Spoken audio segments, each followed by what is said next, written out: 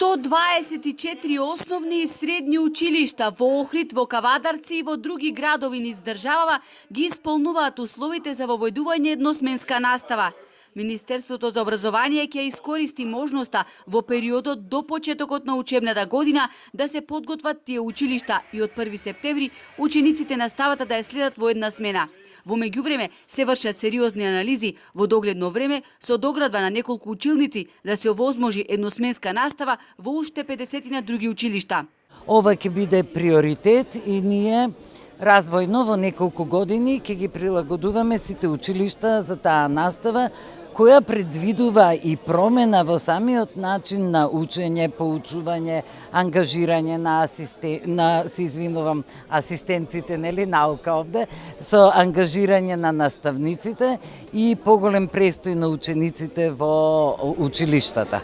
Во меѓувреме, поради намалениот број на ученици, дел од училиштата, посебно во руралните средини, ќе се затворат. Според Државниот завод за статистика, ланската учебна година се затворени 14 основни училишта.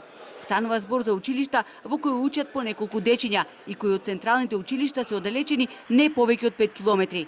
Но колку и кои училишта ќе бидат затворени, допрва ќе се одлучува. До 1 септември нити едно училиште нема да биде затворено, бидејќи треба време да се обноват податоците, вели ресорната министерка. Тоа ќе биде во голема корист на учениците, но секако ќе има користи државата. Ти училишта може да се користат за градинка, за било што и е потребно на општината. Ја спомнувам градинките, ние имаме недостаток на градинки, затоа спомнав. Може и за библиотека, може и за некаков младински центар, доколку има потреба. Инаку, Националната комисија за учебници има нов состав. Таа ќе биде клучен фактор во одобрување и обезбедување на квалитетни учебници во основното и средно образование.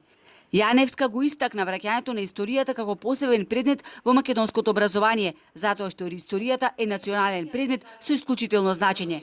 Таа потенцираше дека ќе се ревидираат учебниците по сите предмети, во прв ред историја, географија и македонски јазик.